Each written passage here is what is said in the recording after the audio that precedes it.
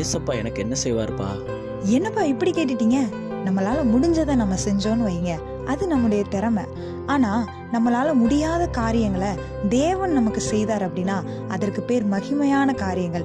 ஆண்டவராகிய இயேசுவினுடைய தாயாகிய மரியாள் இப்படியாக சொல்கிறார்கள், வல்லமை உடையவர் மகிமையானவைகளை எனக்கு செய்தார் என்று சொல்லுகிறார்கள். இன்றைக்கும் நம்முடைய வாழ்க்கையிலையும் ஏதோ ஒரு குறிப்பிட்ட நேரம் தேவன் நிச்சயம் செய்திருப்பார். அந்த நிலையை நம்ம யோசிச்சு பார்த்தோம் அப்படின்னா அந்த காரியங்களிலிருந்து, அந்த பழி சொற்களிலிருந்து, அந்த நிந்தனைகளிலிருந்து, அந்த அடிமைத்தனங்களிலிருந்து, அந்த இல்லாமை என்ற நிலையிலிருந்து நம்மளால வெளியே வந்திருக்கவே முடியாது.